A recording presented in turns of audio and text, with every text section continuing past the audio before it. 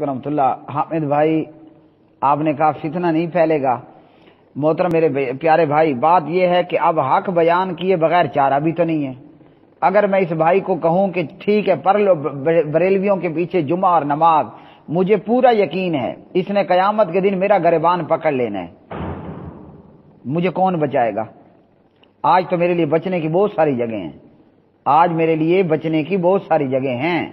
مثلا میرے یہ جوابات سن کر کراچی میں بیٹھا ہوا کوئی شخص غصہ ہو، لال پیلا ہو، میرا کیا بگاڑے گا؟ کوئی بگاڑ سکتا ہے کہ واٹس ایپ سے یہاں سے فائر مارے گا؟ ٹھیک ہے، اگر یہاں بھی آ جائے مجھے مارنے کے لیے تو میری دونوں ٹانگیں سلامت ہیں، میں بھاگ سکتا ہوں، میں چھپ بھی سکتا ہوں، مجھے پناہ دینے والے بھی بہت سارے مل جائیں گے، مجھے چھپا لینے والے بھی بہت سارے مل جائیں گے۔ لیکن جس کا سوال تھا، اگر اس نے قیامت کے دن میرا گریبان پکڑ لیا، مجھے کون چھڑائے گا؟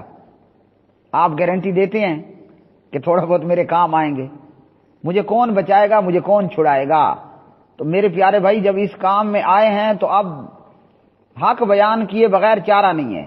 اگر یہاں یہ سوچ لیا کہ جناب میں نے صحیح بات کہی تو لوگ تو میرے پیچھے پڑیں گے، اور ہو سکتا ہے کہ میرا انت ایسا ہی ہو کہ آخر میں مار دیا جاؤں یا میں بند کر دیا جاؤں، تو یہاں میں وکیل بھی رکھ لوں گا یا لوگ مجھے وکیل بھی رکھوا کے دے دیں گے، یہاں جناب میں جج کو بھی خوش کر سکتا ہوں، نعوذ باللہ اگر اسے میں رشوت دینا چاہوں، 2 نمبری کرنا چاہوں، پولیس تھانے کو، کچہری، S H O, S P وغیرہ وغیرہ کئی لوگوں کو میں خوش بھی کر دوں، یا یہ کہ مجھے مولی سمجھ کر میرے ساتھ ویسے ہی لوگ رعایت کر لیں، زیادہ جوتے کھلے مجھے نہ پڑیں، تو یہاں تو ہو جائے گا معاملہ۔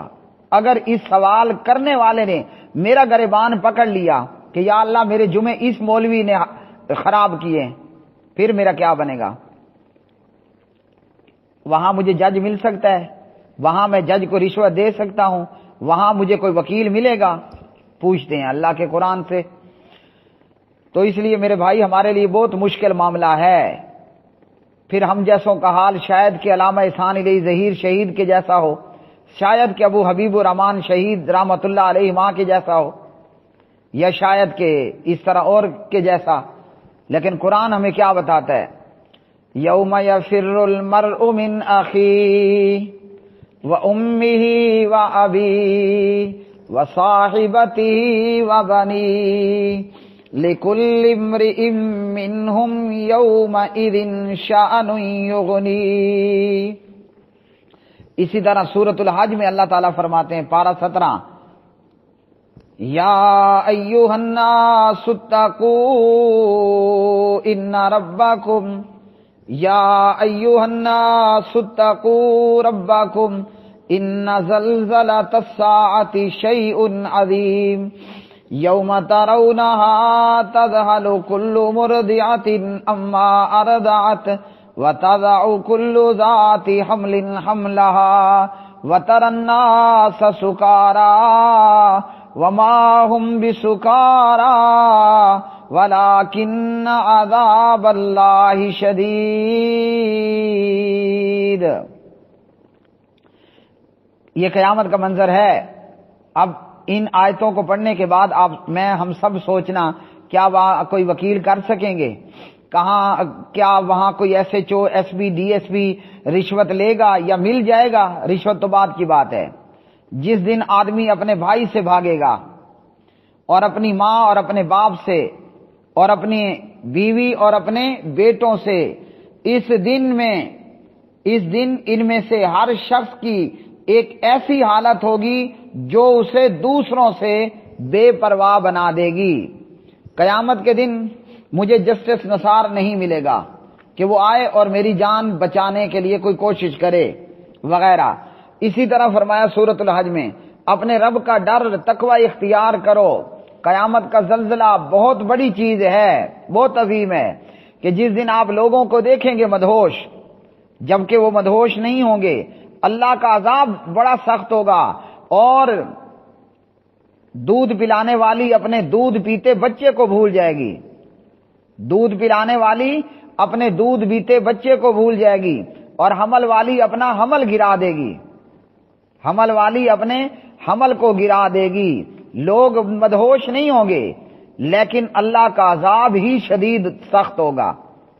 تو اس لیے میرے بھائی ہم ادھر بھی جائیں تو مریں، ادھر بھی جائیں تو مریں، بہتر نہیں ہے کہ یہاں کی مار کھا لیں اور آخرت کی مار سے بچ جائیں. ٹھیک ہے، اب ان کے پیچھے نماز کیوں نہیں ہوتی؟ وَلَقَدْ أُوحِيَ إِلَيْكَ وَإِلَى الَّذِينَ مِن قَبْلِكَ لَئِنْ أَشْرَكْتَ لَيَحْبَطَنَّ عَمَلُكَ وَلَتَكُونَنَّ مِنَ الْخَاسِرِينَ. یہ پارہ نمبر کون سا ہے؟ پارہ نمبر 24 کی آیات ہیں. اللہ تعالیٰ فرماتے ہیں اے نبی صلی اللہ علیہ وسلم آپ کی طرف بھی وحی کی گئی اور آپ سے پہلے پیغمبروں کو بھی یہ بات وحی کی گئی، یعنی آپ کو بھی بتایا جا رہا ہے، بتا دیا گیا، اور آپ سے پہلے کے انبیاء کو بھی اس بات سے پوری طرح آگاہ کر دیا گیا. ہاں جی، آگاہی ہے کیا؟ آگاہی یہ ہے کہ اگر آپ نے شرک کیا، کیا کیا؟ شرک کیا، تو آپ کے سارے اعمال ضائع ہو جائیں گے، اعمال کا ستیہ ناش ہو جائے گا، اعمال ختم ہو جائیں گے، آپ خسارہ پانے والوں میں سے ہوں گے ضرور بالضرور. بل اللہ فاعبد وکن من الشاکرین، بلکہ اللہ ہی کی پھر عبادت کر اور شکر کرنے والوں سے ہو جا. اسی طرح پارہ نمبر 6 ہے، 6 نہیں، پارہ نمبر 7 ہے سورۃ الانعام میں. اللہ تعالیٰ نے پیغمبروں کی ایک جماعت کا ذکر کیا اور کیا فرمایا؟ وَلَوْ أَشْرَكُوا لَحَبِطَ عَنْهُمْ مَا كَانُوا يَعْمَلُونَ. پارہ 7 ہے، سورہ الانعام ہے. اگر یہ پیغمبروں کی جماعت بھی شرک کرتی تو ان کے اعمال غارت ہو جاتے، ضائع ہو جاتے، خراب ہو جاتے، باطل ہو جاتے. تو اس لیے مشرک کے اعمال کیا ہیں؟ ضائع ہیں. اب سوال تھا بھائی کا جمعہ، تو جمعے میں تو آپ نے نماز بھی پڑھنی ہے اور گھڑنتوں کی ایک لمبی لائن بھی سننی ہے. مثلا سیمپل بھی آپ کو دے دوں، میں بیٹھا ہوں ڈیرہ اسماعیل خان میں، مجھ سے تھوڑا سا دور ہوگا شاید گھنٹہ اور 2 گھنٹے کے اندر کی مسافت ہے، یا ٹوٹلی گھنٹہ لگ جائے، لکی مروت جہاں لکی سیمنٹ فیکٹری بھی ہے. ہمارے ایک دوست ہوتے تھے، اب بھی زندہ، اللہ تعالیٰ ان کو صحت والی زندگی دے، حاجی عبد الرؤف صاحب. وہ اس لکی سیمنٹ کے اندر کام کرتے تھے. کام بھی عام ورکر کا نہیں تھا، کسی اچھی چیئر پر، کرسی پر تھے. تو وہ ایک دن انہوں نے ایسا کیا کہ وہاں موجود سیمنٹ فیکٹری میں مسجد کے اندر جمعہ پڑھنے گئے. اب جمعے میں پتہ ہے خطیب خطبہ کیا بیان کر رہے ہیں، اس لیے ہم لوگوں کو منع کرتے ہیں. سوال پوچھنے والے نے پوچھا، ہماری اب مجبوری ہے، جواب دیں گے، صحیح بات نہیں بتائیں گے تو یہ قیامت کے دن گریبان پکڑے گا جو ہم چھڑوا نہیں سکیں گے. اور اگر دنیا میں ہمارا کوئی کچھ کرنا چاہے تو ہم 100% بچنے، بھاگنے، چھپنے کی کوشش کریں گے، ہتھے چڑھ گئے تو انجام پا جائیں گے وغیرہ. وہاں وہ سیمنٹ فیکٹری کا خطیب بیان کر رہا ہے، ایسا ہوا کہ کوئی بزرگ تھا، کوئی ان کا پیر تھا، کوئی بریلویوں کا غوث تھا. رمضان کا چاند نظر آنا تھا لیکن آسمان ابر آلود تھا، بادل تھے، مطلع صاف نہیں تھا، ہے نا. اب بادل تھے اور جناب مطلع بھی صاف نہیں تھا. آج کل تو ویسے سید احمد بھائی آپ کی کراچی ہی سے ہیں، منیب الرحمان صاحب، اور پھر پوری رویت ہلال کمیٹی ہے اور محکمہ موسمیات بھی اس کام پہ پوری طرح اپنے پورے وسائل اور مشینری اور جناب سائنس کو لے کر رویت ہلال چاند دیکھنے کے حوالے سے باقاعدہ اہتمام ہوتا ہے. آنکھیں بھی دیکھ رہی ہوتی ہیں اور سائنس بھی اپنے آلات کو بروئے کار لاتی ہے. وہ کئی صدیوں پہلے کی بات سنا رہے ہیں. رات میں آسمان پہ بادل تھے، مطلع ابر آلود تھا. لوگ آئے پیر صاحب کے پاس. کب آئے؟ صبح آئے. کہا کہ پیر جی رات تو آسمان پر بادل تھے، اب پتہ نہیں آج روزہ رکھیں کہ نہ رکھیں، کیا معلوم چاند نظر آیا ہو اور کیا معلوم کہ چاند نظر نہ آیا ہو، چاند طلوع نہ ہوا ہو. پیر نے اس کا علاج کیا بتایا؟ آج مفتی منیب اعلان کرتا ہے نا، یا رویت اپنی محکمہ موسمیات کی جو ادارہ ہے وہ بتاتا ہے. پیر نے جو فارمولہ بتایا نہ وہ مفتی منیب کو نہ وہ محکمہ موسمیات کو علم میں تھا. پیر نے کہا ایسا کرو، میرے گھر چلے جاؤ، دروازہ کھٹکھٹاؤ۔ اچھا پھر کیا کریں؟ دروازہ کھٹکھٹاؤ اور وہاں جا کر میری بیگم یعنی اپنی پیرنی صاحبہ سے پوچھو چھوٹے پیر نے صبح نماز کے بعد دودھ پیا ہے؟ پیر کا ایک چھوٹا سا بیبی تھا، چھوٹا چھوٹا معصوم بچہ تھا، وہ چند ہفتے یا دن پہلے پیدا ہوا ہوگا، تو وہ ماں کا دودھ پیتا تھا۔ پیر نے کہا یہ کتنی بڑی گپ ہے۔ پیر نے کہا کہ پیرنی سے پوچھنا چھوٹے پیر نے دودھ پیا ہے، اگر وہ ہاں کہہ دے تو رات میں چاند نظر نہیں آیا، اگر وہ نو کہہ دے تو چاند نظر آ گیا، طلوع قمر ہو گیا۔ صبح گئے جناب تو پوچھا، تو انہوں نے کہا پیر صاحب، چھوٹے پیر صاحب نے دودھ پیا ہے؟ انہوں نے کہا ہاں چھوٹے پیر صاحب نے دودھ پیا ہے۔ انہوں نے کہا لو جی چاند نظر نہیں آیا، لہذا یہ جو شعبان ہے اس کے 30 پورے ہو گئے، آئندہ کل جو ہے وہ روزہ ہوگا۔ تو یہ ہے گڑنتو وہاں۔ اور خود جب میں دیوبندی تھا، وہ تو عبدالرؤوف کا واقعہ ہے نا، میں اپنی آپ بیتی سناؤں۔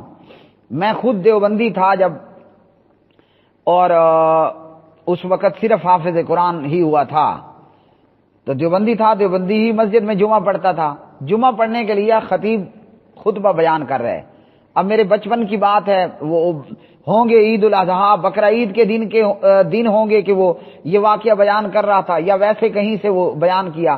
اب گڑنتو سنیے دیوبندیوں کا، بریلویوں کا تو آپ نے سن لیا نا۔ اور خیر میرے اپنے استاد تھے دیوبندی عبدالرحمن جامی صاحب، فوت ہو گئے۔ وہ فضائل اعمال سے مطالعہ کر کے جمعہ پڑھایا کرتے تھے۔ اب فضائل اعمال میں کتنے بڑے بڑے شگوفے ہیں۔ تو وہ دیوبندی جس کے پیچھے میں جمعہ پڑھ رہا تھا، مجھے آج تک وہ واقعہ یاد ہے۔ کہتے ہیں ابراہیم علیہ السلام نے اسماعیل علیہ السلام کے گلے پہ چھری چلائی۔ کیا چلائی؟ چھری چلائی۔ چھری نہیں کاٹ رہی تھی، انہوں نے چھرے کو اوپر کو پھینکا۔ جب ہوا میں گئی ٹڈی کو لگی تو ٹڈی حلال ہو گئی، اور جب قریب میں دریا میں سمندر میں وہ چھری گری تو جناب مچھلی حلال ہو گئی۔ یہ تو الحمدللہ کہ میں حدیث ہو گیا۔ میں یہاں ڈی آئی خان سے لاہور پہنچا، شادرہ شیخو پورے گیا، شیخو پورے سے آگے شدرہ موڑ ہے، شدرہ موڑ سے میں گاڑی پہ اترا، پھر اگلی گاڑی لی اور جی ٹی روڈ گجرا والا روڈ پر موجود منڈی مرید کے گاؤں سے تھوڑا سا آگے بڑھ کر ایک جامعہ ہے، جامعہ الدعوہ الاسلامیہ مرکز طیبہ مرید کے، جہاں ہیڈ ہیں حافظ عبدالسلام بن محمد حافظہ اللہ۔ یہ تو اللہ کا شکر ہے کہ میں وہاں چلا گیا، اور جب میں نے وہاں جا کر عبد الرحمن ثانی صاحب حافظہ اللہ بن حافظ عبد المنان نور پوری رحمہ اللہ، جب ان سے جا کر بلوغ المرام کتاب الطہارہ پڑھی تو پتہ چلا اوئی وہ تو دیوبندی نے گڑنتو لگایا تھا۔ یہ تو مجھے میرے نبی نے بتایا کہ جب صحابہ نے پوچھا مچھلی، تو انہوں نے کیا پوچھا؟ انہوں نے پوچھا سمندر میں سفر کرتے ہیں تو سمندر کا پانی، آپ نے فرمایا سمندر کا پانی پاک ہے اور اس کا مردار حلال ہے۔ پھر مجھے پتا چلا مچھلی تو محمد الرسول اللہ صلی اللہ علیہ وسلم کی نبی صلی اللہ علیہ وسلم کی حدیث سے حلال ہوئی اور حلال پتا چلا۔ ہاں جی، اور ٹڈی تو احلت لنا میتتان و دمان۔ عبد الرحمن ثانی صاحب حافظہ اللہ بن عبد المنان نور پوری رحمہ اللہ جب بلوغ المرام پڑھائی کتاب الطہارہ تو پھر پتہ چلا کہ احلت لنا میتتان، 2 مردار حلال ہیں۔ کون سے؟ ایک ٹڈی اور ایک مچھلی، ان کا باقاعدہ ذبیحہ نہیں ہوتا۔ ودمان اور 2 خون حلال ہیں، ایک تلی اور ایک کلیجی۔ اب پتہ چلا کہ وہ دیوبندی نے گڑنتو چھوڑا تھا، ورنہ تو میں بھی یہی سمجھتے رہتا کہ لو جی جناب یہ مچھلی اس لیے حلال ہوئی ابراہیم علیہ السلام کی چھری لگی، اور ٹڈی اس لیے حلال ہوئی کہ ابراہیم علیہ السلام کی چھری لگی۔ بندہ پوچھے جہاں ابراہیم علیہ السلام اسماعیل علیہ السلام کو ذبح کرنے لے گئے وہاں کوئی سمندر ہے؟ وہاں کوئی دریا ہے؟ یار اتنی لمبی پھونک ماری، اتنی لمبی چھوڑ دی، اتنی لمبی ڈھینگ، اتنا بڑا جھوٹ۔